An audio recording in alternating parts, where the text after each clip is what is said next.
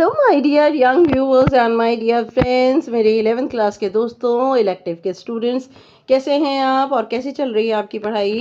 You are most welcome in Nayab thoughts in English and your teacher Renu is here.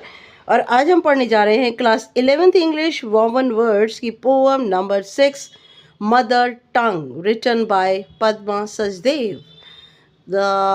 इस poem को पढ़ने से पहले हाँ छोटा सा इसकी समरी और मैसेज और सेंट्रल आइडिया डिस्कस करेंगे। After that I will discuss you explain you the meaning of the poem mother tongue. Mother tongue क्या होती है? आपकी मातृभाषा। जैसे कि हम इंडिया में रहते हैं तो अलग अलग स्टेट्स हैं, अलग अलग उन सब की जो बोली है, भाषा है, वो अलग अलग है। लेकिन जो एक्चुअल जो हमारी मदर टंग है, जो नेशनल टंग है, वो दैट इज़ हिंदी। ओके, तो इसके बारे में छोटी सी समरी एक बताना चाहूँगी आप। That the poem is about written by Padma Sachdev shows the connection between a person and his or her mother tongue। कि इसमें पद्मा सचदेव ने एक रिलेशन दिखाया है एक व्यक्ति के बीच में और उसकी मातृभाषा के बीच में। It's importance in shaping the identity and experiences. और मदर टंग किस तरह से इम्पॉर्टेंट होती है हमारी पहचान को और हमारे अनुभव को आकार देने के लिए। The poets tell us why native language is important. Poets ने बताया हमें, इस पोएम में बताया कि कैसे जो नेटिव लैंग्वेज होती है वो बहुत महत्वपूर्ण क्यों होती है। द आंसर इज, इसका जवाब है, it preserves cultural traditions and identity। हमारी जो नेटिव लैंग्वेज होती है वो सुरक्षित करके रखती है हमारे रीति रिवाजों को, परंपरा को और हमारी पहचान को। It describes the emotional bond between a person and there mother tongue. और ये एक भावनात्मक संबंध बना के रखती है एक व्यक्ति और एक मदर टंग के और उनकी भाषा के बीच में। We can treasure our sweet memories through it। और हम अपनी बहुत सी मीठी यादों को अपनी मदर टंग के ज़रिए ट्रेजर कर सकते हैं, खजाने के तरह रख सकते हैं। The poem laments the decline of traditional languages in modern world। इस पोएम के अंदर लैमेंट का मीनिंग होता है पोएटेस थोड़ा दुख जताती हैं, एक्सप्रेस करती हैं कि कैसे जो ट्रेडिशनल लैंग्वेजेस हैं इस मॉडर्न आधुनिक संसार में ये डिक्लाइन, इनका पतन हो रहा है। The poet concludes with a sense of nostalgia. और पोइट जो है वो कंक्लूड करती हैं एक तरह की याद से।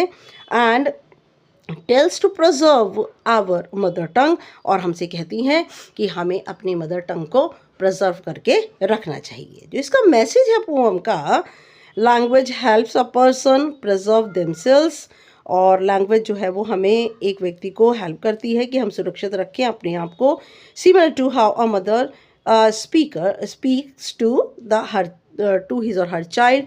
और जिस तरह से मदर जो है अपने बच्चे से बात करती है। सेंट्रल आइडिया इसका बनेगा the complex relationship between language and identity. और इसका सेंट्रल आइडिया है कि एक जटिल संबंध होता है भाषा के और हमारी पहचान के बीच में मनुष्य के साथ। Okay, now I am going to explain you the poem Mother Tongue, written by Padma Sachdev. I approached a stem। I here refers to the poetess Padma Sachdev। मैं पहुंची, approached meaning reached, पहुंची, a stem एक तने के पास। एक जो है वो स्टेम का मतलब होता है ब्रांच, एक शाखा का जो ब्रांच होती है, शाखा होती है, उसका जो तना होता है उसके पास पहुंची। स्विंगिंग ऑन अ रीड, जो कि झूल रही थी एक बांस पर। एंड आस्क्ड हिम, मैंने उससे पूछा, to give me a quill. Quill का मीनिंग होता है पेन और पेंसिल, या फिर पेन हम कहें, या फिर ए लार्ज फैदर, एक बहुत बड़ा सा पंख होता है, या फिर पेन होता है, pen type. To give me a quill, मुझे एक पेन दो, एक लेखनी दो।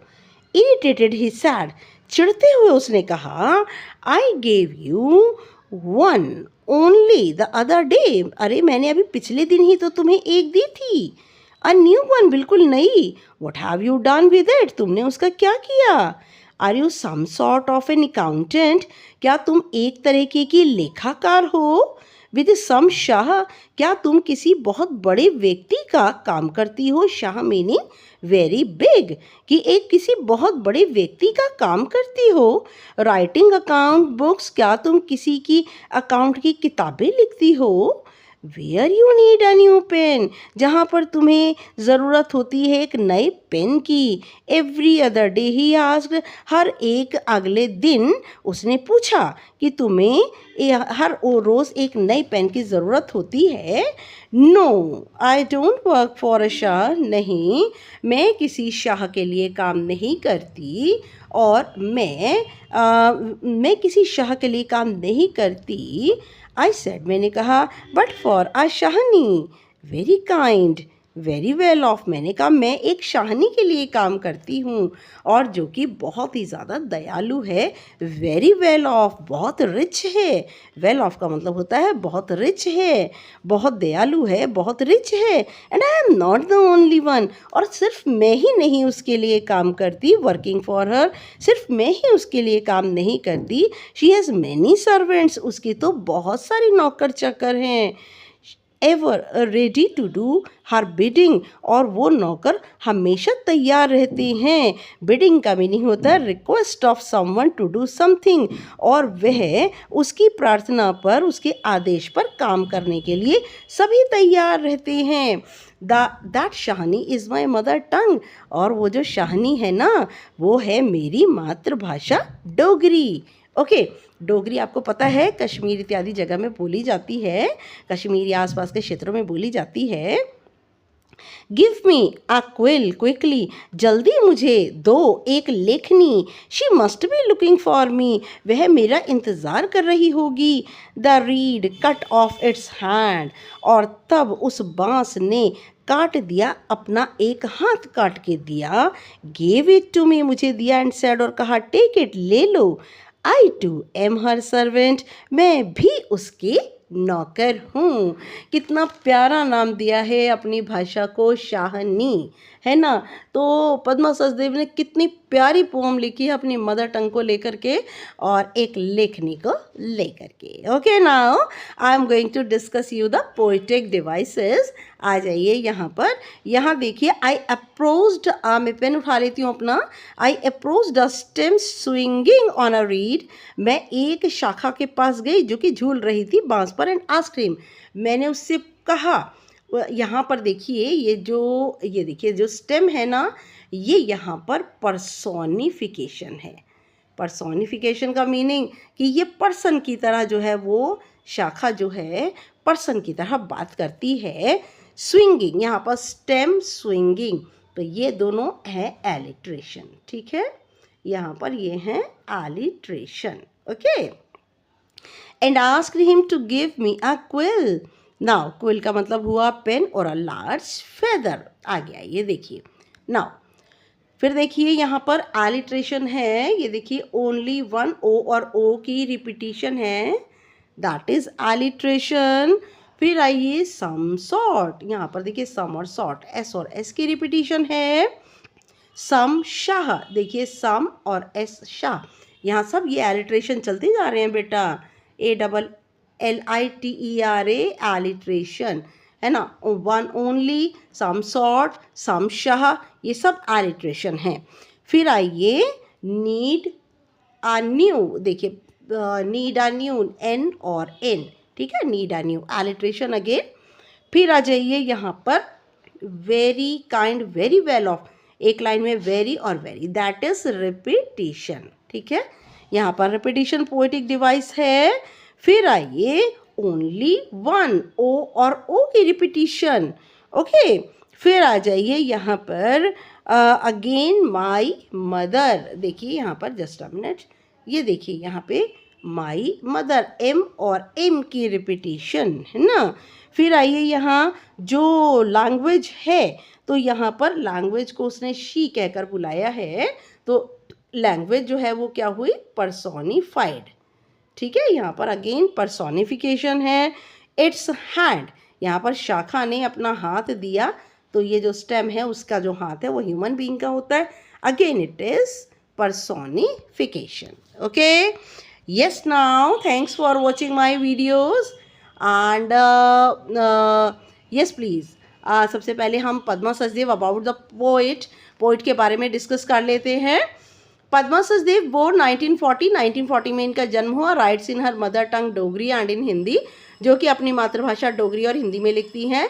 She has received many awards for her poetry, उन्हें अपनी कविताओं के लिए बहुत सारे पुरस्कार मिले हैं, including the Sahitya Akademi award she received at the age of 30, और उनको 30 साल की उम्र में साहित्य अकेडमी अवार्ड मिला है in her for her first collection of Dogri poems, और उनकी डोगरी कविताओं के लिए उन्हें साहित्य अकेडमी पुरस्कार मिला जब वे 30 साल की थी।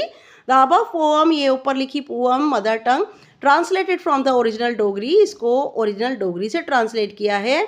B मोन्स its deprivation of Dogri of its native script Sharada, और जो है वो डोगरी की जो नेटिव स्क्रिप्ट है वो है शराडे। ओके, तो that evolve from the original Brahmi around the time, और जो कि ओरिजिनल ब्राह्मी में से निकाली गई है around the time Dogri developed, और उसी समय डोगरी जो है विकसित हुई। Only widely used by the people of all religions in the valley, और घाटी के अंदर जितने भी धर्म के लोग हैं वे सभी डोगरी का प्रयोग करते हैं। Sharada, the valley Sharada for various reason, बहुत सारे कारणों से, came to be replaced by the Persian script, और वहाँ पर पर्शियन स्क्रिप्ट बोली जाती थी जिसका स्थान शारडे इसने डोगरी ने लिया।